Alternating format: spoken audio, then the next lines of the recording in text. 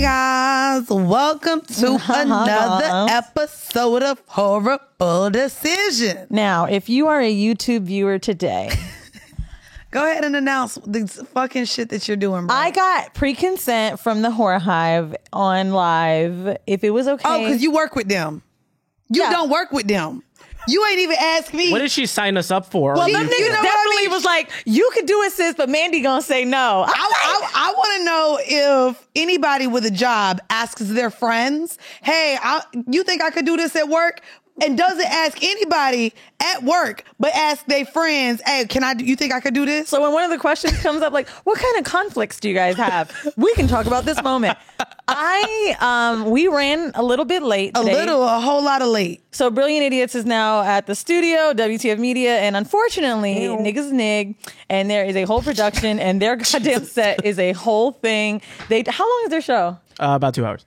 I told you it was about 2 hours. You did, and it was about 3 that they needed a studio for. So because of that, I am late to go get my hair done, and the extra hour and a half that we're spending is what they'll do to unbraid and take my hair down. And so I have to now do it myself. Do I have a rat tail comb? No. I have a tiny little brush. This shit sucks. Because you ain't real? That's why. You motherfucking to be doing it on my own. Take your braids out with an edge brush. Bro, this sucks so much. I'm not even gonna lie to y'all. Y'all, honestly, this is gonna irritate y'all on YouTube so much because you're gonna want to help me. So, oh my god, that'd be great. I would love to see the comments for that.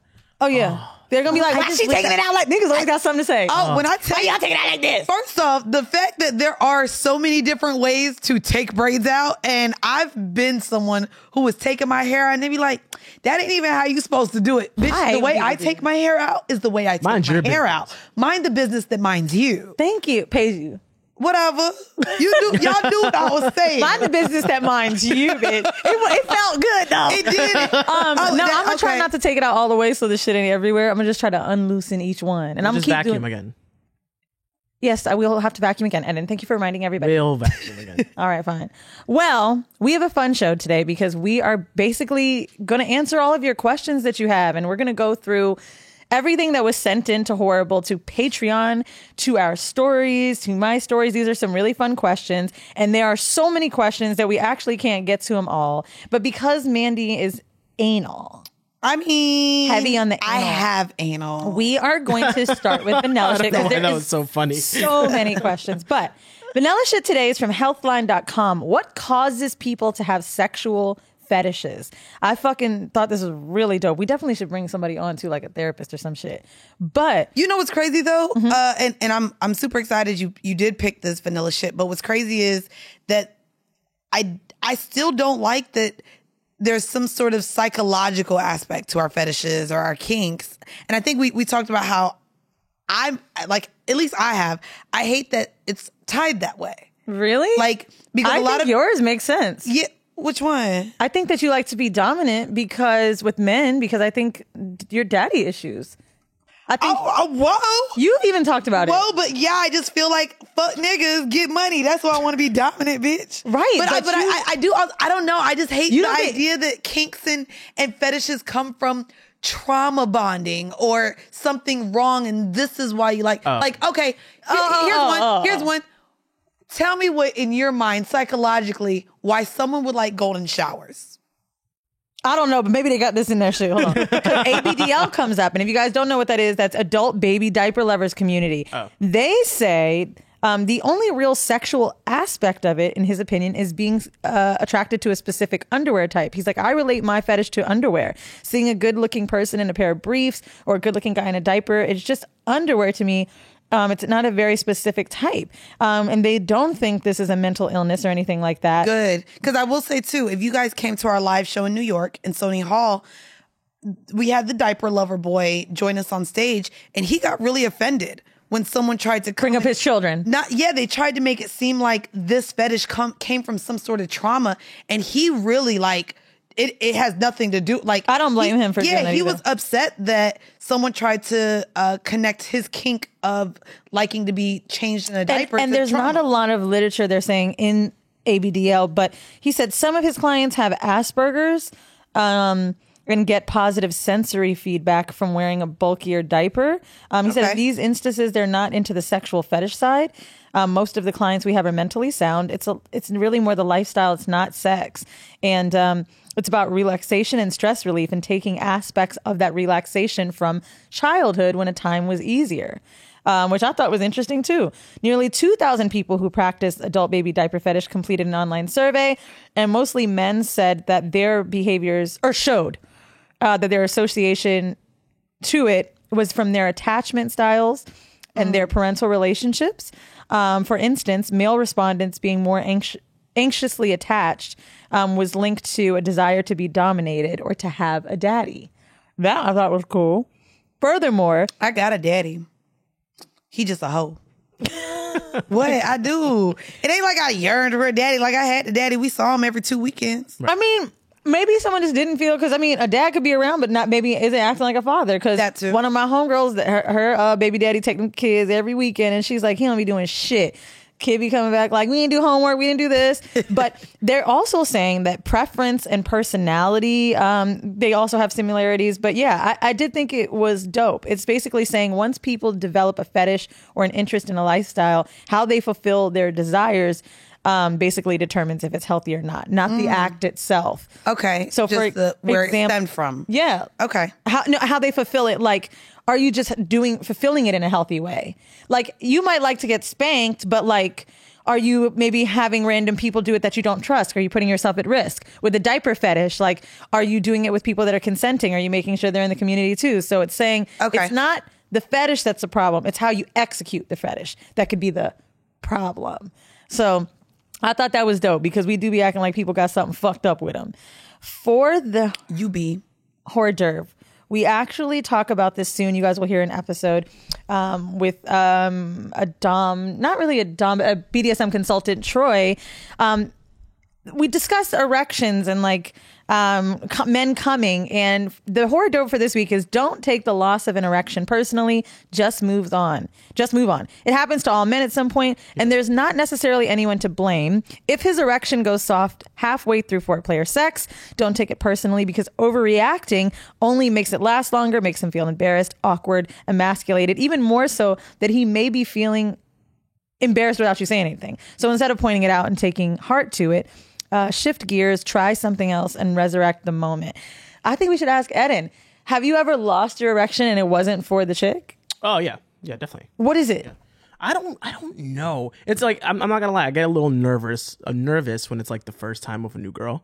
So we talked about we've definitely talked about, and that's the thing too, especially because we talk about with Tiana, like a man only has 2 times to show us he got that thing before we like, nah, bro, you gotta go. Mm-hmm. And so the idea that we almost don't consider that, damn, maybe the first time is going to be bad because this person worked up. He's nervous. Not only is he nervous, especially if you take time to talk to somebody and like make it seem like this is about to be the most freakiest, sexiest, kinkiest session ever. Yeah, you want it to be the best, but now you've applied all of this pressure into someone that you're really about to have an experience with for the first time. And I know I've done that before. Me too. I shared the story with you guys. Like, I stopped midway and was like, this is not working. Yeah, you need but an Uber. I think that's different. Like when someone isn't trying or they're just actually being whack in the sack. Yeah, but also like I told y'all too, this was before, I got into a relationship. But when I was a hoe, okay. Once again. Oh, that one was Christmas. That one was Christmas time. But when I really was out here, like, I love to see the people who I was having sex with have sex with other people. And so there was almost a level of expectations because you not gonna fuck me weak and I see you, busting down the next bitch. So there was almost what, bruh? You not gonna fuck me weak. Bruh, you're taking out your braids. Wow. Don't you dare sit here and talk about... I don't know what you're saying. I was just meaning your dominance. Really, bro? I'm just saying. And let me tell you, this is what I really like about ownership. Because, nigga, could we do this anywhere else? Could I be such a nigga? That's true. Engine room, I probably could have been. I was about to say, you could have done this in a lot of places. Yeah, you're right. The podcast just environment is none like none other. Okay. Okay, true. Because I be drinking.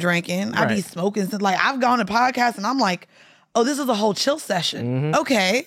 all right, this is what we're doing. They would be like half open or half filled Hennessy bottles. How do you guys feel about, like, I don't know, this is random to bring up, but I don't know if I like watching people get that lit during podcasts. That's what Drink Champs is all about. Oh.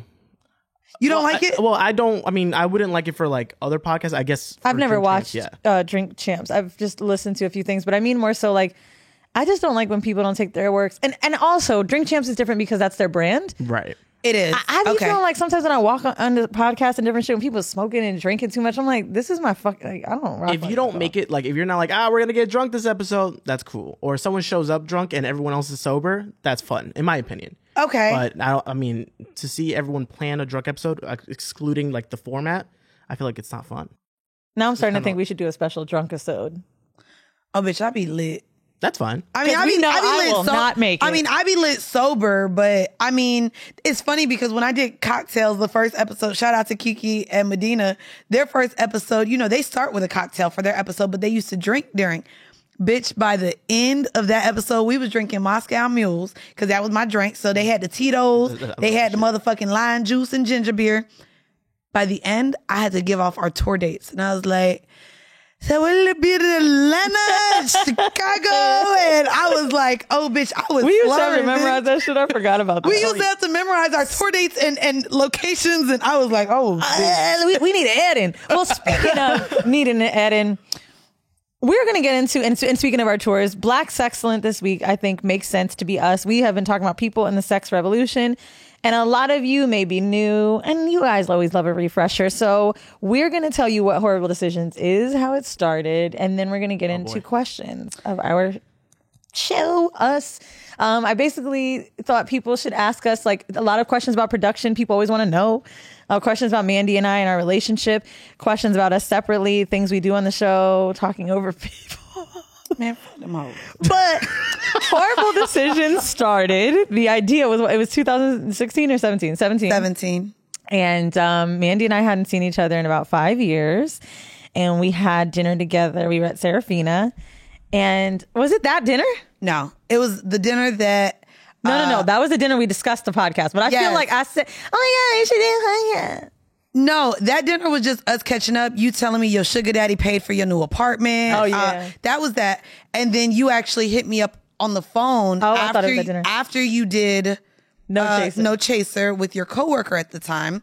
And, you know, you were like, I think we should do a pod. And I was like, and here I go. From day one, I said, well, it needs to be very organized. We should have dinner. But I actually owed Weezy a dinner anyways because she didn't fuck a nigga. I just knew she was going to fuck. That's how literally I was like, job. bitch. I wanted bitch, to. he live in New York. You live in New York. Y'all definitely gonna fuck. And How long did you give me? I think 2 months or something like that. Oh, yeah, you did. That's it? Yeah.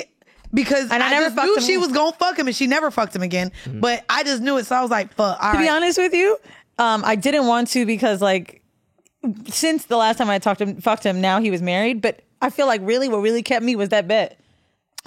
Well, damn. Maybe I would have did it, but I can't lose. But she didn't want to lose. So we went to dinner then to discuss what the show would look like. And it's crazy because if I'm not mistaken either, I think I ended up staying with Weezy the following weekend. Yep, But I remember. I had a condom stuck in my pussy. So here we are hanging out. We partied. I said, bitch, this condom still ain't come out my pussy. So we're hanging out. She's like, well, I know a gyno on 59th or whatever. Let's go. We walked. Let's go get our vaginas checked together. And the woman did pull out the condom that was there 2 days later. She was like, this is great. This is our first episode. And we literally booked the By the way, studio. shout out to that lady. I don't know. I think she was Paki or something. I can't remember, but I went back to that place. It's the walk-in gyno on 57th and 7th, maybe.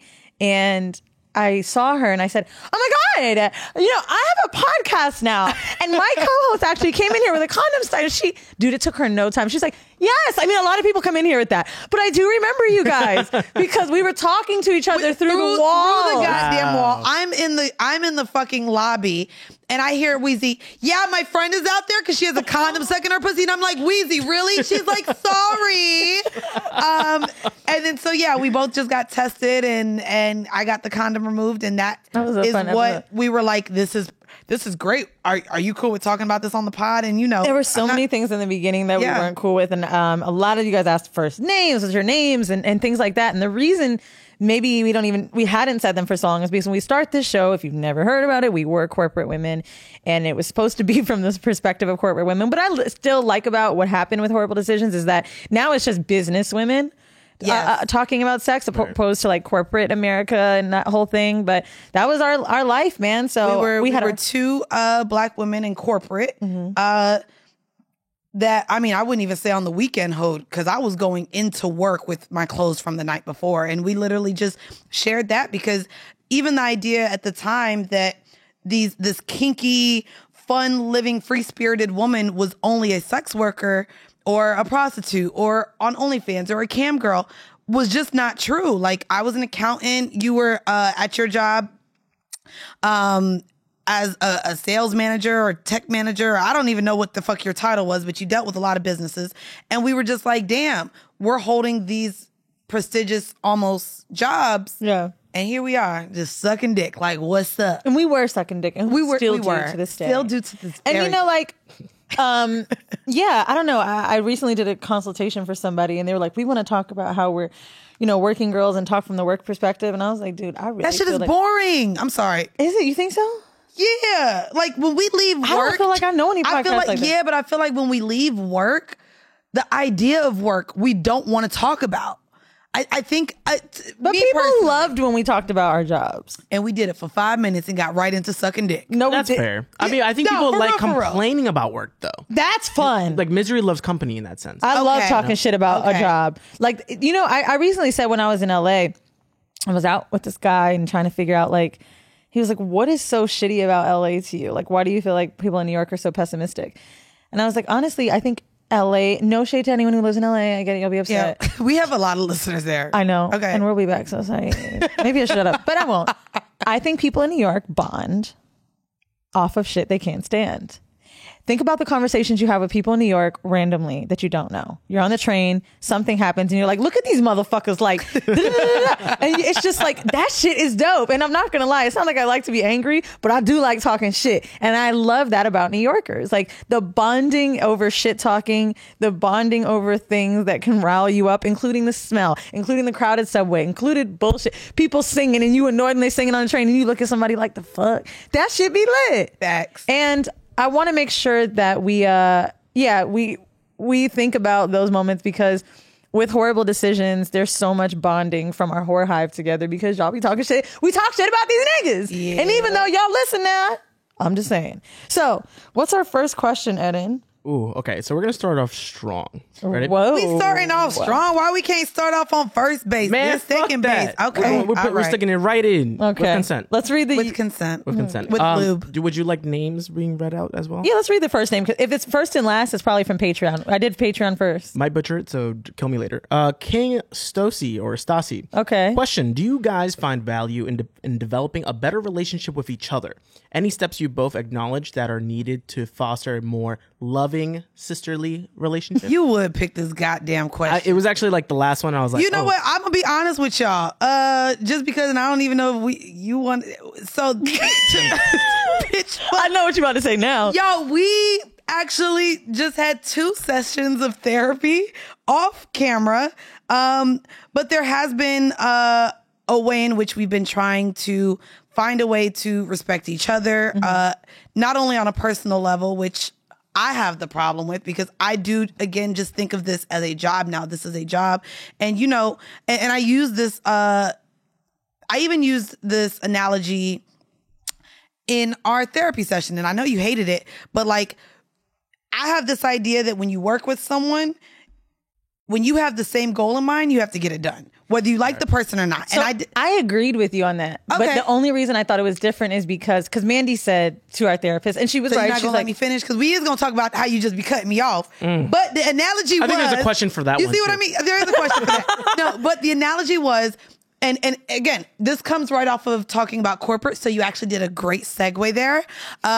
When I was in corporate America, there's always people that you're gonna work with that you may not like. You know what I mean? So just because we work together doesn't mean we have to eat lunch together in the cafeteria. Doesn't mean we have to take our smoke breaks together. Doesn't mean I have to join you for happy hour after work. But yes, does it make sense for me to come in and be like, hey, how was your weekend? I really don't give a fuck about your weekend, but because we have to work together, I'm always going to try to have some sort of a civil relationship, professional relationship with someone. And I guess it's hard, and there are blurred lines here because we're talking about our very intimate lives. So and that's what you said. I was saying to Mandy, like, because I agree with that. Like, I could go in my last job and be like, whatever, I don't give a fuck. Like, I just got to get the job done. But the problem with horrible decisions when we aren't getting along is that we actually genuinely have to be interested in those conversations. Yeah. And no, I don't think we need to be friends. Because a lot of you say, why don't you guys want to be, like, how come you can't be friends or whatever? I don't think we need to be friendly buddy to do this job. But I think we do need to have a better personal relationship and be on a more level, like, playing field of like a mutual respect instead of anger in order for the vibes to be good. Because y'all know when we have an episode and it's weird. Oh, and if y'all on Patreon, y'all be knowing. Y'all know when the tension is high. They just know it's better. Patreon is really the only place right now where they're like, oop, is y'all not getting along this week? I hate them hoes. They be calling us fighting. out. The girls are fighting. But yeah, and that's important that it doesn't therapy, bleed into our content. It was because we had a little Twitter argument. And, you know, I think that the therapy, one thing I learned is that, like, we really talk to each other like shit. And it's because we are, like, so brash. And something that happened to us a few days ago is realizing, like, we have known each other 15 years. That's crazy. And I guess a lot of people did too want to know how the fuck how don't y'all like each other and y'all even be around each other? How did that mean? How did this start? And yeah, to be very fair, y'all, we knew each other 15 years ago. We met, I think in person for the first time fighting. Ironically. That's crazy. Well, one of the questions about that is the guy, so we'll get into that. But okay. But no, I think we've outgrown a lot of what we were as friends, like, and it's different, and we've changed a lot. You know, I've changed a lot. You've grown in different ways. Like, our interests are different. So, like, the friendship necessarily, no, I honestly don't think if we were friends today, we would do the same things. Like, so if maybe bar hopping or like some random shit, or dinners, because you be at the white bars. Mandy, I like black shit. I go to Lap too. This is a black-owned business. Lap does not count as black. That is mixy shit. Is it? Okay. Yes. Fair. But like, no, like on the weekends when I hit up my friends, really, I'm going to tell y'all what happened. We did try to hang out at one time, right? And this is when I was poor. Bro, she was taking me to shit with $24 drinks and trying to bar. Bitch, I haven't finished my $24 fucking cocktail. Bro. Slow down. Why? So I'm paying $24 a drink to be around niggas that don't want me. Why so are you I'm like also this, leaving to go sleep with Wheezy after spending hundreds of dollars on my own drink. I do like a bougie place. Bro, bougie and niggas not buying my drink. But those moments are over. But yeah, no, like, I feel like the shit I be doing on the weekends, like, I love a good art gallery. I love, like, doing a workout or, like, going to the Strand with my friend. And I feel like, man, to be like, bitch, that sounds awful. I love a little art gallery day. Time? I go on Seesaw. It's this art app, and you basically bounce around to different shit. Like, and, you know, I just feel like, man, you'd be like, bitch, shut up. Bitch, what are we doing? But, no, like, I think that's a great question. What are we doing to work on the relationship? And that was it. And I think... Yeah, we are in therapy. Damn, somebody broke something. Right. But I think one of the best things is that, we now understand that. And that also knowing, like, the therapist said something I thought was funny. Mandy was like, I don't need to do this. I don't need to do that. I'm just upfront. And he goes, okay, Mandy, well, with FBI agents, when they're trying to negotiate with terrorists, they too can show empathy. Do you think you could do that? I was pissed. I was like, he called me a fucking terrorist. You definitely are terrorist. But anyway, that's what we're doing to work on our shit. And honestly, I think just acknowledging, because I said to Mandy, like, yo, like, I'm going through too much shit and you're going through too much shit, and we've known each other too long to be each other's. And this show should be relaxing and fun. And so we are trying. So y'all bitches can shut up. There you go. We know y'all have argued before, but has it ever gotten serious? I was just going to tell you, most of these questions are like, do y'all hate each other? How do y'all handle each other? Just go through. I picked some mixed up ones. Yeah, so... this one I like, though. Just to segue even more into it real quick, but we know y'all have argued before. Has it ever gotten serious? Like a high consideration of quitting or stopping the show? 100,000%. Nigga, Mandy said, we need to know how to do a dissolution of the business. Oh, because when Weezy was like, yeah, I'll be very honest with you and the audience. And my peace of mind recently, which the reason for this episode, guys, is just because we both had to have talks through ourselves. I mean, because we don't talk on a friendly level, there are a lot of things that Weezy and I have been both dealing with on a personal level that neither of us knew about each other. Yeah. And so what happened was the projection of maybe just not wanting to deal with any stress with this show because of everything else. I didn't know what she was going through. She didn't know what I was going through. And so our disconnect probably came from literally not having that empathy or compassion, knowing what we both were really going through. And yeah, just with everything that I've been dealing with this year, not only with Horrible Decisions, but with my 2 other shows and starting a business and just being so, I don't know. I don't know where I'm at right now mentally as an entrepreneur, as a lot of things. I literally, Weezy came at me real hard and I CC'd our lawyer and was like, well, listen, maybe we should discuss what a dissolution of I this said, looks Mandy like. can have And- the conversation. Yeah, she literally was like, you could have a conversation because I ain't paying for this. And I was like, no, because at this point, So- what does buying you out look like? And I was just so frustrated. I felt the same. Bitch, Yeah. you could go. Bitch, I will buy your ass out. Bitch, you can't buy me, ho. You Bitch, can go. I Bye, bet you ho. I could buy you, ho. I could buy you, bitch. All right, I'm gonna be devil's advocate. How much would it be to buy you out? Oh, You know, I actually wondered, like, because we don't really have a we didn't talk about We a buyout. didn't discuss that. and I wondered what that would be like, Right. and I was like, what would I do? And honestly, you don't set your price. It's based on the. I don't know. It's based on what the show value is is worth. value. Okay, that's the. It's based on wait, what the that's the show's real worth. part. There's equity and okay. But how it's the much sweat money would equity. it be? But you know what? I really can't even tell but you, you know Eden. what? She also, it doesn't count because even when she used to talk about how much money it would take for her to shit on somebody, she'd be throwing these real ridiculous numbers out with there. Horrible Decisions, I $1 couldn't tell you. million to shit on Because it's somebody. so- Bitch, you would shit on somebody for 1,000. Stop lying.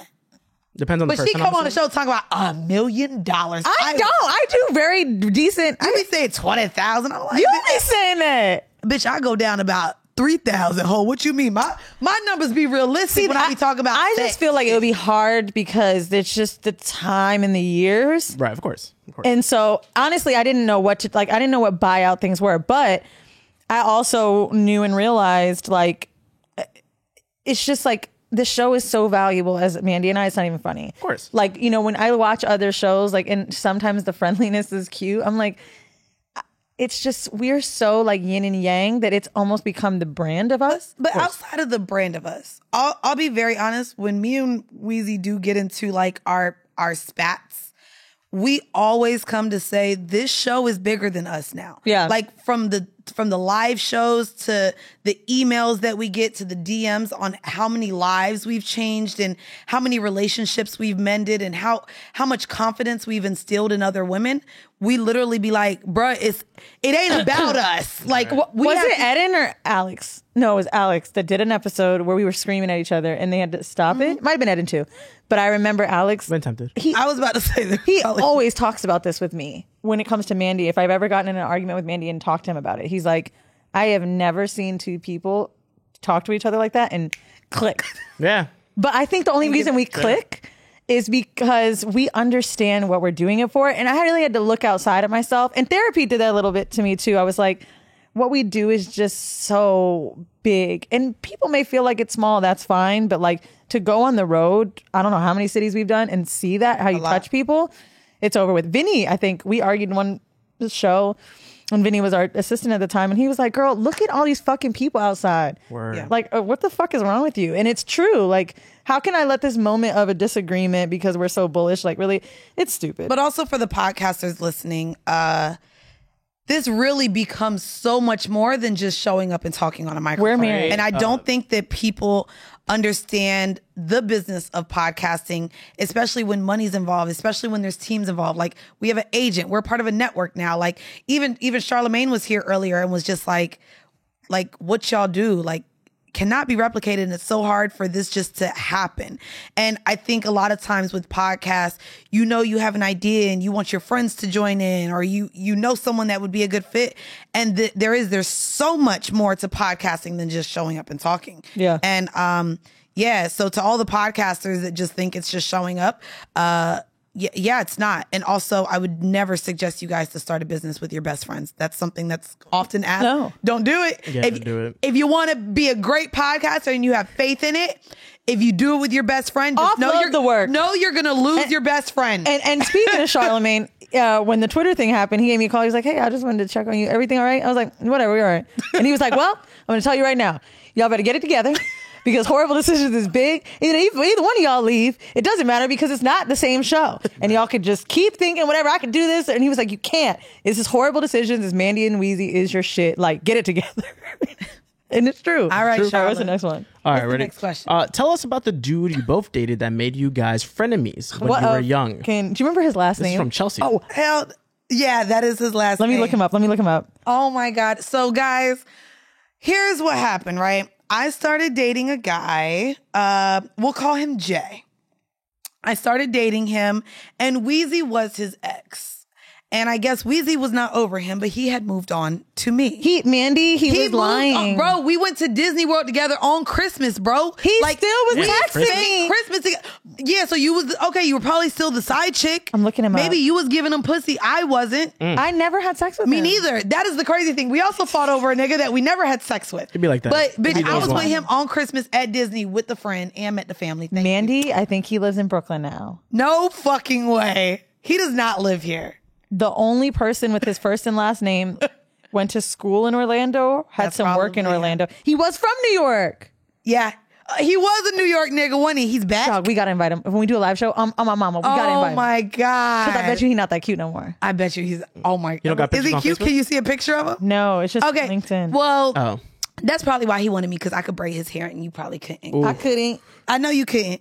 But anyways, we literally just started this just battle because she was still claiming to be in the picture, but this was my boyfriend. I wasn't claiming, but She was claiming. And so again, this was back in 2004, 2005. Let's talk about the guy more than the whole story. What was he like? How He young were worked y'all? he worked at a vet when I was dating him. His sister was a veterinarian. Yes. He was like an assistant. And he was like an assistant at the vet. I mean, he had a car. He was an older guy. I probably shouldn't have been with him now that I think about it. He was in high school too, though, I thought. No, I was a freshman. He had graduated high school by the time I was a freshman. Wow. He was out of high school. He was like 18, but graduated high school. I was 14, 15. Okay. I met him when he was in high school. Yeah, you did, because you dated him like a year before I did. That's right. Yeah, by the time I dated him, he was. You stole her man. I didn't steal him. He was single when I met him. Dude, honestly, I'm trying to remember as much as I can. It didn't seem like Mandy and him were together when we would speak because he was just like, "Oh, I just met this girl." Because niggas lie. Niggas lie. And no, but we did find that out when we finally became friends because Mandy and I got on the phone and was talking about the shit he was saying. And it was like, Nah, because we became friends way later. yes, because we bonded talking about what the fuck Jay did. Okay. Fuck that nigga. So anyway, Fuck him. No. So that's how. Yeah, that's what happened. What's next? What other question? Okay, there you go. I've never said y'all in my life. I'm gonna be honest with you.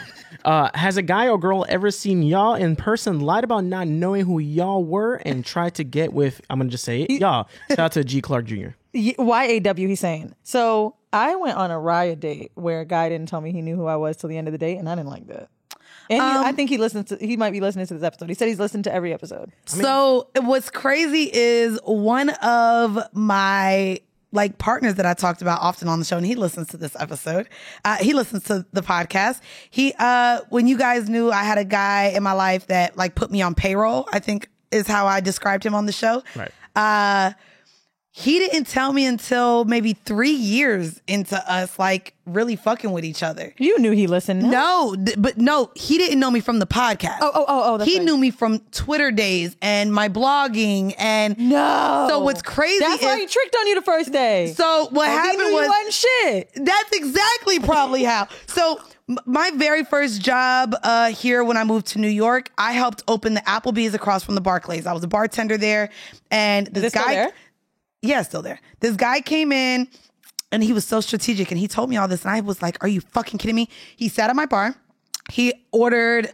He had, I don't know, wings and stuff. Didn't really talk to him at all, but I knew he asked to put the Orlando Magic on TV. I was like, of course, I'm fucking from Orlando. I'm in New York. You're a Magic fan. Oh my God. He's like, yeah. from White Town. She's from He's Florida. like, yeah, I used to live in Central Florida. Da, da, da, da. And I was like, oh, okay, cool. And then when he went to leave, his bill was $40. He left me a $40 tip. So of course we exchanged numbers. And then literally he told me 3 years later, like, I knew exactly who you were, where you worked, because you tweeted about it. I came in, knew you were a Magic fan. That's why I asked. You knew where you worked because you tweeted? Of course. Back sick. then I didn't. That's kinda like creepy. he knew I was at That's the Applebee's. Like, nigga, I used to tell fans, pull up wherever I bartended. Oh, okay. Like I Okay. was a Oh, never bartender. mind. Well, pull yeah, up. that's different. Like I used to tell people Yeah, where I but bartended. it's so Hey, it's my shift tonight. Like they used to always come to the clubs He still that I ain't worked at. shit. But he didn't tell me that it was strategic. His tip that he left, him asking for the Magic game. You were and- probably talking shit and tweeting about and it. I didn't know until like years later after he became my sugar daddy. What did I really call him? My partner. That he knew exactly who I was the whole time. I think if he would have said it at that moment, it would have been okay. But so far after that, Like it's a 3 little- years later. Oh, that's tough. After like we having sex, you paying my bills. Because when you're making it too late, 3 years, like how could you not? Yeah, he had to tell me like, that- I knew you when I pulled up And you to the deserve to know. Applebee's. When's the last time you've heard from him? Oh, we still talk. That's cool. We still talk so much so to where he, I went to Miami and he knew I was going to Miami to host, so he was gonna pull up on me, and he was was like, like, "My "Yeah." man So going?" he was like, "So next weekend's still a thing?" I said, "If you want to grab a drink with me and my boyfriend," and he was like, sent the little asterisk and was like, "Refunds night at Fountain Blue." Refunds, Like oh, he canceled his reservation. I would've too. Because he's just like, He always "Eh, gonna I don't try to know. hold on, I was pussy. like, damn, so we not friends? No, we're not. Now the next like, question no, I don't we've wanna meet got your is boyfriend. from someone. Shout out to Mahogany. I did a day where we fed people at a mission, and Mahogany is one of our patrons, and I met her there. I think this is a really dope question, actually. Did your first round of ads come from people that support you already in goals, not monetary, or did you go into places and pitched? So our first ads, no bullshit. Bitch, we was selling $50 ads. I know. bitch. This was I really like this question because Mandy and I, our goal was we're investing this much into the show. We need to recoup this money. So how can we make sure we're not paying for each episode, right? Whatever it was at the time. What was it, $100? Bitch, it was like 35. No. When we started doing video, about $100 an episode. Oh, yeah. Which you, by the way, can come and shoot at WTF Media for Yes, $100 I'll be fucking here. with 4K video. And I did that shit on purpose. Yeah, Because I it know was what it's like. It was like $100. You know what I mean? I know what it's like to want to start off and do shit, and where now we've got the 4 angles. You guys are watching us with the clips Eden does. I felt like for an episode with video, $100 is fair, and I wanted people to be able to pay that too. You know what I'm saying? So like when we started, we wanted to make sure we can recoup that with video because it was so expensive. So we were selling ads to people in music. Dog, we got to find them shit. Bro, literally, no, remember we don't this. have to find it. If you guys go to like the earlier episodes, you'll be like, and this episode was brought to you by this artist, and this Yeah, is his new I remember single. that. You Check remember it that? out. Yes, of course. And we played it at the end and sometimes in the beginning of episodes. P. Mona was one of the first people who paid us to come on as a guest almost. We've never even. charged anyone before, but he Yeah, just nah, he- offered us the money, and And he we was like, I oh, liked we him. gonna He was- start doing he this was fun. shit. Was he? I can't remember. He was problematic as fuck. Talked about how he was just out here fucking everybody with no condom I'm and just everything. thinking about when he asked our moms about the cum. I don't remember his episode. that was at the live show. Oh yeah. Well, anyway, so that's what happened. All right, this next one is from a real quick. Caucasian. Never Oh mind. no, we already got that one. Oh, this one's good. I just don't want to show it on screen because then you'll know what it is. Oh, okay. Why haven't you fixed your teeth, or if you will, why or why not? Crooked Smile, comma yeah, J. that's Cole. Julie. Wow, Shout out to Julie. bitch. Yeah, that's say her name. Say her Julie. name. You know what's crazy? I actually just brought this up This on was- my other podcast. So I've paid the money. I have the Invisalign, been putting it in. And no, the way my mouth hurts. What did I tell and you, the Mandy? way that I like sucking dick. What like, did I tell you? I literally like it tore up my mouth so much. I can imagine. It made it. I was just like, you know what? If J. Cole can still be J. Cole and rap She put about Crooked his Smile, J. he Cole. rapped about his So, crooked smile. this- and it doesn't. Honestly, guess what? This doesn't keep me from making money because I got money. Well, and I think guarantee it's you, I'm not going to make comfortability. more. Like for I don't even think she was coming at you. This was in my. I listed it. I really. Oh, think this is for me. yours. Oh, I thought it was just for both of y'all. Oh, both But of us no, they bitch got talk about fucked both up of our teeth. teeth. Both of them talk about But it. it's funny because I had Invisalign and it was so painful I had So to stop. painful. And then when Mandy got hers, I was like, bro, you know this shit. I ain't gonna hold you. Let me tell you. I paid for it. It was only supposed to be 4 months. I got a call last month, like, hey, it's time for your retainers. And I said, I ain't ready. oh, bitch. mind you, it is 16 trays. Oof. I was like, bitch, I'm on 4. Like, you got to give me some more time. Yeah. And now they started texting me like, I put it in my mouth the other day. Time to change your tray. Bitch, I'm supposed to be on 9. I'm on 6. Yeah. I'm still not keeping At least up you're with on that 6. shit. That's actually really good. What a waste of $2,500. What a that waste. was with, I think, my insurance for Invisalign years ago. What a waste. This one's a really good question, too. Who comes up with topics and guests? I love this question. Mandy and I, we can go to the next question, Eden. If you ever listen to an episode and someone starts it and starts leading it, that's who made the episode. No, because I still always started. No. I mean, like, who's like introducing. The guest. That'll be your guest on basically who did it. But Mandy and I, we split it pretty 50-50. That is the thing too. I know that a lot of other podcasts, when they start, they ask if they need a producer and cameraman and studio and engineer, and we still are very much, we have Eden here with us, but we're still just us. We answer our own emails. Yep. Anything regarding ads does have to go through iHeart now, but we get our guests. We get our guests. We approve our ads. We make all of our outlines. And just to also, my friend asked, and I shared this on Patreon, in 2 days, we recorded 6 episodes. And my friend was even just like, who comes up with that content? And I said, Weezy and I. Yep. So even down to the research, the segments, everything literally comes from Weezy and I. We have no one helping us. We have no assistant still. That's what's good about. Please don't hit us up for it. Don't hit us up for some assistant shit. I know. Everyone. And it's funny because sometimes I'll be like, it naturally seems like it would be Vinny. But also, like, this kind of stuff isn't so bad. I think that's what really connects us to our show and our audience is that we make it. Right. Love this question. Which one is the diva out of the group? Yes. You. You're definitely the diva. Yeah. Okay, wait. Figure it out. Okay, wait. I wanted to hear Eden, this. of the both of us, are you serious? I'm the diva? Over the years, you cannot It's put two into different play qualities of you and diva. I I'm not gonna lie okay. to you. because he and I are working together in the studio now. That's different because he sees how I be acting day to day. Who is the diva? You're in-person diva. You're texting diva. Oh, you guys can't see who I'm pointing at. Mandy is texting diva. You're in-person What's the diva. texting? I'm corporate. So texting diva. I'm You're right. corporate. I am matter of factly. If I can't email, if I can't text you, do you want to be in our email threads? Because those she even hates even more. I highlight, I bold things. She fucking hates emails. I feel like you're yelling at me or giving me direction, and I'm not gonna listen to you. No, I don't say that anymore. Not anymore. But like, because I realize you're. I don't know. That sounded like texting diva to me right now. Diva, no. I'm very business. Like, I'm very.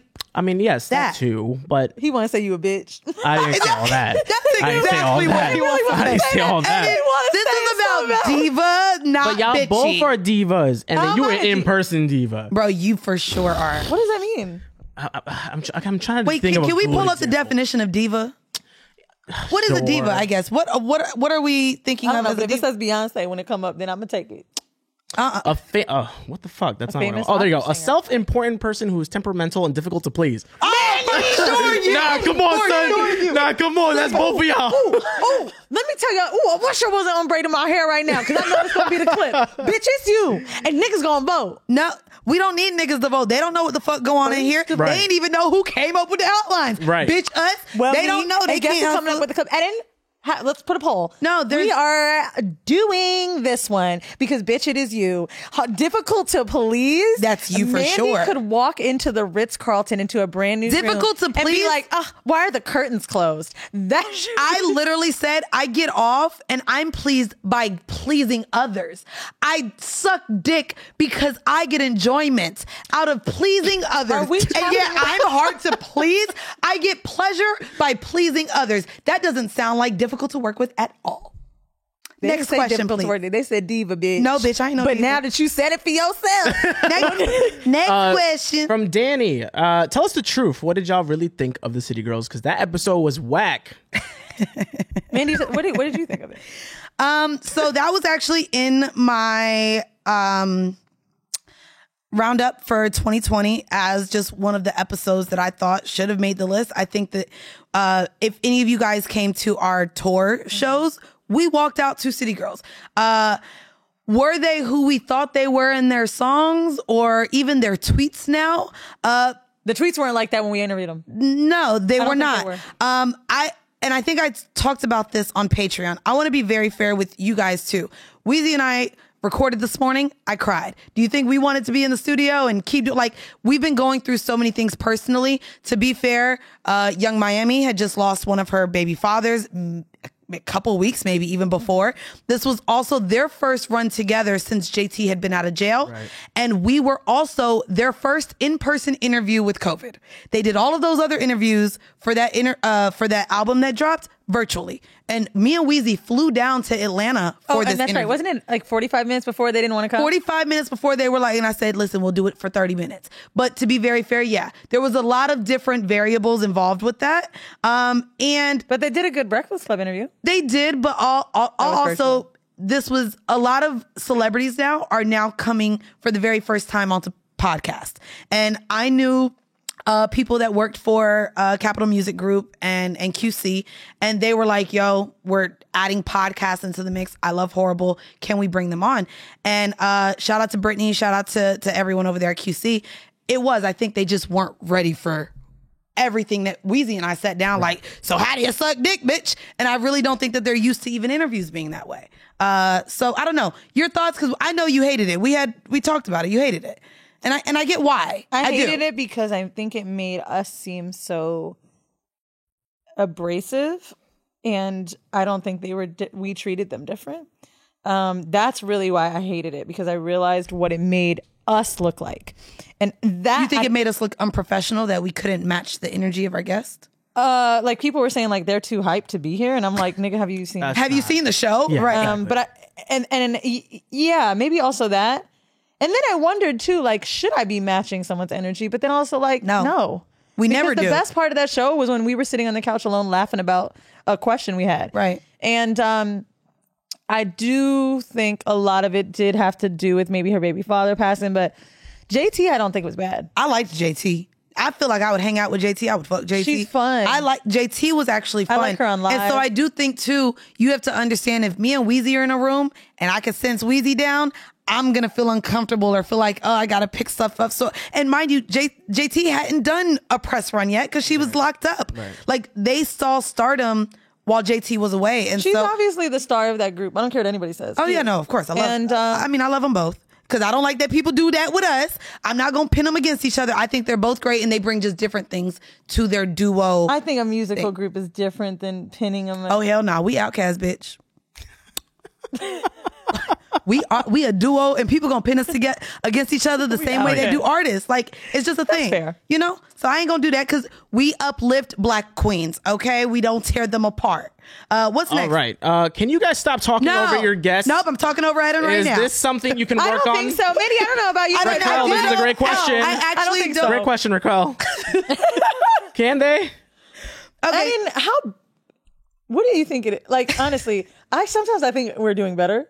But then I realized, no. And then, honestly, it's one or the other that does it more each episode. Yeah. One episode is Mandy doing it worse. One episode is me doing it worse. I think you guys just get so into the topic that it's so hard for you not to release that thought and then try to move on. But it's so funny to see guest social cues when they're like, I guess I'm going to just have to wait here. Until something happens. So maybe it was me with Olivia Troy. Yeah. Yeah, absolutely. Absolutely. Okay, wow. That's Olivia Troy. Well, yeah, you was. I was. All right, well, y'all would have seen that last week, but fuck y'all, shit. You said what? You guess which guest was you in the last few that we recorded? None, because I did great, bitch. Oh my god. Which one was it? I'm cutting off Weezy in the solo episode right now. C-Note. C-Note. Okay. Yes. I barely talked that episode, so that's bullshit. And the times you talked over him. I promise you. So I don't know what he was saying. Okay. Hey, well, we heard. He was soft-spoken. Maybe I don't know how to be in a room with soft-spoken people. Sorry. I saw somebody say, like, what if we gave them headphones? And I feel like it'd be worse if we gave y'all headphones to not talk over each other. And what's crazy is we don't. I think so too. We don't do it now. Yeah. But I used to wear headphones just to make sure everyone's levels That's fair. were a certain. Me being fucking corporate and wanting to be in control all the time. But we talk about it a lot. you guys may listen, although we have a structured podcast, we talk about how much this is really a conversation. To interrupt you to say that because Mandy goes, we had interviews in our bio. We don't do interviews, my nigga. Take it off because people think we're interviewing them. If it's a conversation, it's a conversation, and that's the thing. When you guys listen to us, even when we bring people on, we bring them into our world. But the problem is, we'll say the word interview sometimes. You say it, bitch. I ain't saying we interviewing nobody. We talking with such and such today. Okay, you feel me? Okay. Don't worry. My bad. It's just the TV went on. Real quick. So, a couple last questions. Yeah. Why do y'all give so much clout to cigarette? Oh, we can skip that. Wait, to what? I'll tell you about what that question was later. Oh, that was just a messy question, and keep the mess out. I mean, keep the mess out. Oh, how do you guys handle people? And this is from GV31. How do you guys handle people saying that they might enjoy other podcasts more than Horrible Decisions? They said your solo podcast, I think. How do you guys handle people saying they might enjoy your other podcasts more than? I really like this question. And I think the reason it's such a good question is because we have to learn how to take it as it's not an insult. For one, we have a show that is very flagrant about sex. We talk in detail about our personal lives. We are loud on this show. It is not like our other shows because of the fact that we are all over and we have a dynamic on this. So no, I know Horrible Decisions isn't for everybody. I have people come up to me in the street and say they like what I'm doing. I'd be like, and aren't listeners of the show because it's just not for them. I've had people say, oh, I don't really, but good for y'all. I understand that sex isn't for everybody. So if you want to listen to For Fact's Sake because you find it to be easier listening, that's a very easy listening podcast. Or if you see, the thing is because you want to hear about culture and what's going on and what's up to date. We talk about music and then even that's a different thing. Period sis, and it's crazy because someone came to me and was like, oh my God, all she does is talk about sex on all of her shows. And if we're talking about Boosie's comments on Lori Harvey and her body count, it's in pop culture as well. And yes, I have a way of talking about sex where I'm just very, very fucking comfortable. And I know that makes other people uncomfortable. And then even period sis, I don't even know how many men even listen to it. That has everything to do with feminine hygiene and health. So it's more of women sharing their stories. That is a interview format and it's also digestible in 20 to 35 minutes. I think the thing with us as personalities, though, which would maybe be a good thing to wrap that up so it doesn't have to come up again, but on For Fact's Sake, even when we did a chicken recently, I have a joke where I will try to make every fact about sex. So I wanted to figure out how chicken's fucked. We talked about chicken, why black people like fried chicken, where did that stigma come from? We talked about chicken's memories, random facts, but I always make the joke that I'm going to do the sex fact. That is our personality. It is. It's us. Literally, I can be at a restaurant with you. And if my food is spicy, across the table, I'm going to be like, no anal sex for me tonight. Like that is literally who we are. But that's why y'all like Horrible Decisions, right? Right. And so I think that you enjoying our other podcast, I feel no way about that. Because I don't either. Yeah, I think that's a fine question. Mandy, how does your family mom feel about your public disdain for white people? You speak so harshly about them on the pod. And this is from Unapologetically. You know what's crazy? I do want to, I really like this because I thought it was a good question too. Last year there was a huge disconnect with my sisters and my mom because Black Lives Matter. She wanted to go and protest because of course my mom is an ally. She has 3 black daughters. Right. And I remember my sister saying, no, don't go down there. That's not for you. And also me coming at her, telling her, I can't talk to you about my hair woes in corporate. And there's so much about the Black experience that she'll never understand. I'll be very honest with you guys and sharing a little bit about my mom. My mom hates white people too with her white ass. She actually, grew up very troubled. And when she left home at 15, it was a Black family that took her in. And so the way she views just Black people and white people, and she knows that they're trash, and just the camaraderie. Damn, Mandy. I'm sorry, the camaraderie that she has had and people who have truly looked out for her, because that's kind of innate into Black people. We're caring. We literally, want we're nurturing. And so for her to have that experience early on, she doesn't have much good things to say about them either. And also to open up with you guys, that side of my family, outside of her mom and her mom's mom, I know none of my cousins, uncles, aunts, because we're Black. So I don't have that experience or that closeness with the white side of my family at all. So yeah, she laughs at it and she learns. She opens her ears to learning.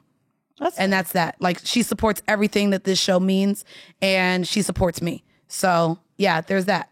Nice. Crack ass crackers. Do you guys? Sorry. Do we have time for any more, or what do you want to do? We can do one more. Yeah, because I can Uber. I feel like this one was already kind of. Did you already read this out loud? I think so. There's another Mandy one. Mandy, would you like another one? Mandy, why do you? No, I didn't. You ain't even give me the. I mean, I was about Let's to do that say one no. on Patreon. Is there another? Shit. How you gonna say, Mandy? Would you like? Actually, let me. And then start I'm gonna reading just do it. Argued.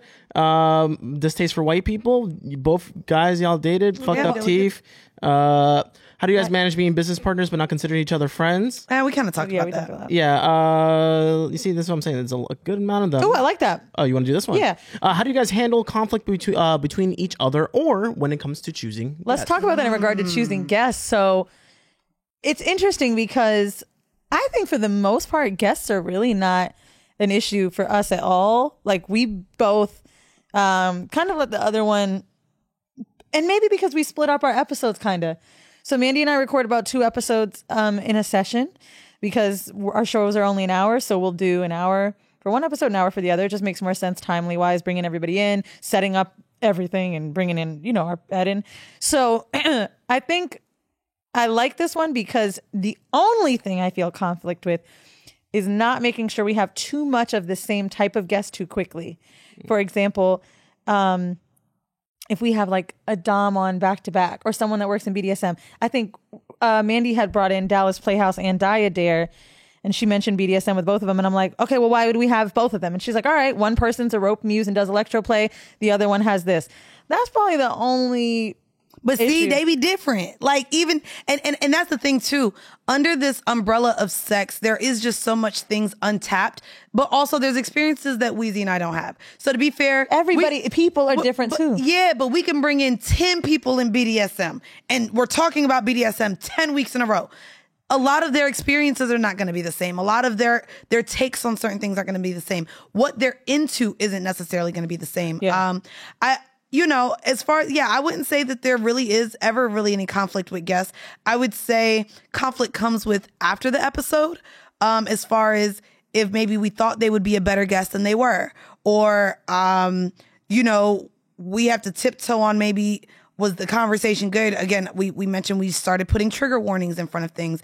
I've been attacked recently for how an episode went. So I think we really talk about the response of the episode and did we really do a good job in the conversation or the outline? Yeah. And so, I don't think there's really much conflict though with guests. I think for our show, it's very easy. I don't know what you guys are going through, but for our show, it's very easy because sex industry, we like it. Next week. And somehow we're connected to a whole bunch of people in it. I'll be honest. Yeah. Tahoe early on was like, how do y'all find all these guests? Bro. They fall in your lap now. Bro, but not only that, Troy joined me and my nigga at the nude beach. Mm-hmm. Tiana, we talked about how we met. I feel like you and I are, but we're really in this community. But we're in this space. People want to come on this. Like when people meet us, see us, they're like, they tell you what they can bring. Next week, you guys are going to hear from someone who's visually impaired that I met because he came in the studio to check it out. And like, the first thing I thought when I knew he couldn't see was like, what's pussy like for you? And he sat with us and I thought he got very vulnerable in order to talk about, right? Like, He was great. Talking about. Yeah. Wow. Damn, really? I didn't say nothing. I ain't even say nothing, bruh. It's the facial cues, all right? Oh, you know what? And that's the one thing I be like, fuck, we is on YouTube. The YouTube be catching my face. Yeah, I don't know. It's okay. Just keep it on her for that If I one. lost my vision to talk about watching porn, having sexual experiences, going as far as to talk about dating, people going on my phone while blind, like, I think that's going to be one of the most interesting episodes we've ever had because that's a world we're introduced to that has never been explored. We've done disabilities, very lightly touched on disabilities on the show. We could have done. Yeah, I would like to do more on disability. So like, I think that was a very necessary conversation. And that's the thing though. Like there's so many people we haven't covered. Like it's just so much to touch on. And it's like never ending. And I'm just glad that basically everybody could come on and talk about sucking dick. So yeah, I love it. Thank you guys for supporting us. We know there was a bunch of questions. We're actually going to continue the conversation with more of the questions that you asked on our Patreon this week. So you guys can check these out at the same time you're listening to this episode. Our questions episode will be there as well after this.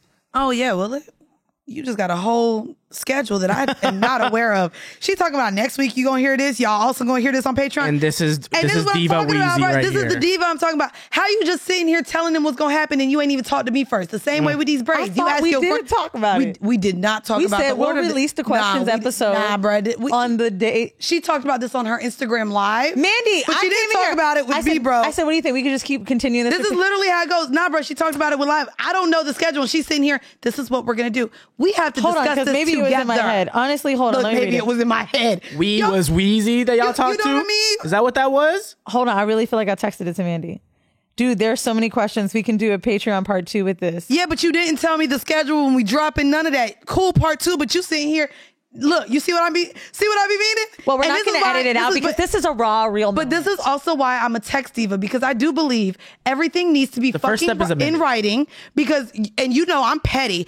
You'll be like, I didn't see that. I'll go up and fucking react to exactly where the fuck I said. See, so come on. I do that. That's a diva. That's diva because shit. if you or Weezy be like, you didn't say that, oh bitch, I'm gonna scroll up because y'all gonna see where the fuck I said that. Mandy said something the other day. I told you at a last appointment. I said, Mandy, and then she wrote me back 2 minutes later because I know she must have went to see. I did go up, bitch. I guess I didn't say that. Fine.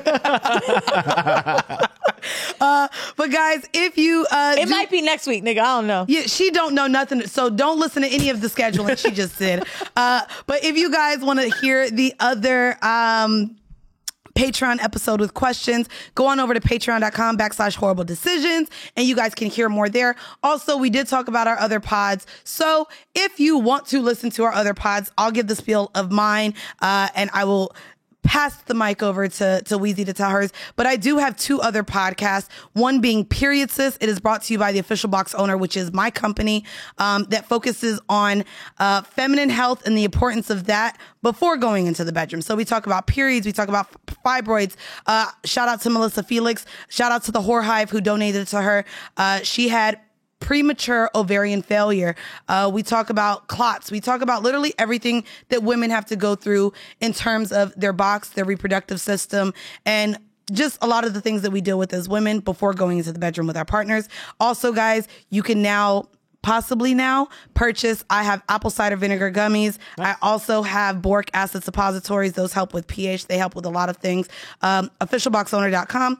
Also, see, the thing is, I am 1/2 over there, possibly soon 1/3, but I'm over there talking about all the current events that Weezy and I kind of don't get to talk about because of how we record over here at Horrible Decisions. So we talk about everything that's pop culture. We talk about music. We have a Freshly Squeezed segment where we do actually play music. I love talking about music. And we always talk about television and TV and things going on like that. So check out See the Thing Is and go ahead and tell them about chickens laying eggs and fucking. I didn't even... Dude, man, we be talking about some random. It's so fun because like the way we just be picking topics. Eggs, all right. Did you see the clip where Eddie and I did Black Facts? And he not Black Facts, but I did see one where you gospel. You introduced yourself as something. Oh, Eddie said her braids are tight and her money's right. Wow. This motherfucker's nuts. But we did recently Black Facts, Love, and then we did Witchcraft. When we did Black Facts, I did Black churches as one of the facts and like where it came from, why do we shout and stuff. And I played this song called Stomp, which y'all should know, by Kirk Franklin. And he's listening to it. He goes, well, Jesus in the house. Jesus wants a drink and so do you. Oh my God. No, and guys, we've had Eddie on the show. So Eddie Delaseppe is Weezy's host over there on For Fact's Sake. So go listen to that. And we've also had my co-host on my other show here on Horrible Decisions, Bridget Kelly. Shout out Bridget Kelly. Yeah, that's right. Oh, that's right. We have both had him on. We should we should do both of them at the same time. That would be. Eddie lives West Coast. He's going to be coming here to film some episodes in person. We should do that. That would be funny. We should do can that. you imagine Eddie and Bridget Kelly? No, I cannot. That would be really That would funny. be interesting. He's going to be like, well, Eddie got an eye for everybody. I know I got a girlfriend, but whoa. See, the facts are. We're gonna fucking that would be funny. We should blend that shit up. But no, make sure, again, guys, we're gonna play you guys a 5-minute clip. Go on over to Patreon. That's patreon.com/horrible decisions. Also, you guys see me wearing a shirt. If we're not all sold out, go on over now to whorehive.com and get our merch. We got Black Sexcellence, Yeah Ho, Last Night I Made a Horrible Decision. This is not our merch if you're on YouTube. The cups on the table in this is part of our top tier patron gift thing. Okay. It's gift thing. So yeah. Anyways, guys, thank you guys for listening to yet another episode of Horrible Decisions. Bye. And how was I going to tell you that I have a bae when I'm just fucking a nigga at first? Right. But bro, we also we share and give so much of ourselves. Do you know how it feels to just kind of want something of your own? Like, my mom is coming up next week, and Weezy was like, let's see if she wants to come on the show. And I said, honestly, I don't want to bring my mom on the show anymore. I mean, our audience is way bigger than what it used to be. And there's so many parts of myself that I don't feel like I have to myself. And so my relationship right now, my family, I want to hold something sacred. Because, bitch, y'all just feel entitled to every time my pussy, ass, and mouth get bust wide open. And I do. I kind of want to keep some of that stuff to myself. Is that okay with you? I honestly totally understand that. And I think I didn't understand that until like public figure shit came. I want to tell you something too I thought was really dope. So, we don't really have celebrities on Horrible Decisions, but on my new show, Fuse has put a great budget into it and really want this to be like a debuting show in this realm. They've never done something like this. And they have some celebrities on this show. And I said to the head of talent, he's here in New York, he flew down to be here. I said, I really appreciate what you guys are doing because like, I know like nobody knows me. And he's like, I don't know why you keep saying that. He said, because every rep I get on the phone with, he's like, if the rapper doesn't know you, if the celebrity doesn't know you, their fucking manager is like, I love Horrible Decisions. Which one is it?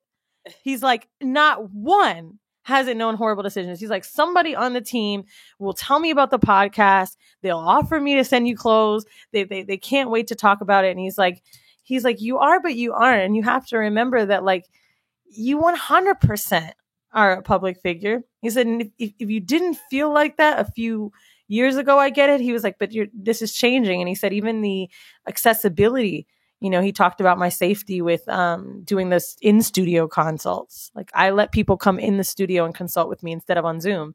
And I actually removed it because of something he said to me. I've been in the studio, Mandy, literally taking Zoom calls or even working on my Fuse show, and people like knock on the door. And they're like, oh, we just wanted to see the space or whatever. And so like we've totally changed. And Alex is like, we're putting cameras in there. And the thing is with our doorman in the building, like we let them know, like, sure, of course people can come up. And now we've totally changed that. Now I have to call down and say who's allowed to come up. Like we've 100% changed the structure because it's true. Like I agree. That's happening to Charlemagne. You know what I'm saying? I ain't gonna hold you, even with scheduling, this weekend. When you told me it was booked, that's why I said, oh, you have a booking at 3 to 4? Okay, let's do 12 to 2. Dude, it feels amazing. I felt like, damn, if I can make it to where I don't have to run into someone, because I know that your place is getting booked, not only by peers of ours, but fans. I ain't trying to meet and greet, bitch, every time I come to the studio. We were at Gotham and people were like, people were in there too. Like, but it does feel good to be busy. That's a great feeling, man. I can't tell you, but no, we need to block out. I mean, I know right now I'm busy and you're busy, but like we'll have our scheduled date and time. But no, it feels really good to be able to be busy. It's just like, yeah, life is changing and it feels really good. Money need to change, ho. Okay. This one I think is good. And I know a lot of you guys have questions about this. Can you guys talk about the progression of your relationships? I know Mandy's boo is perfect, but have you had any doubts recently the longer you're with your partners? I've noticed Weezy is more passive aggressive about Obey jokes. I know it's a joke and he's your person, but do you feel a change in your dynamic in the relationship? So I joke about Obey more because I feel like it's been funner to joke about it because I'm more comfortable in my situation. And for two, I think Mandy is really in love. And I feel like I was feeling like that 2 years ago when I met Obey. So I kind of like playing the devil's advocate. But I don't necessarily notice that, like, I don't know. I mean, shit, Obey just left here this morning. He's been so supportive with my show and helping me, and fucking, we actually used his apartment for a scene because my building wouldn't approve to use the location rights. And I was freaking out. They wanted to put me in some random Airbnb. And I was like, oh my God, bro. Like, no, this doesn't match my aesthetic. This is stupid. Like, I was really freaking out. And he was like, take mine, because he owns his crib. And he's been really great, man. Like, I just joke around about him because he ain't shit. Because he ain't. What about your perfect? I mean, that is the thing. I mean, he's so perfect. Like, yeah, he just left this morning as well. Mandy, you gotta say something wrong about him so we feel like we're all normal.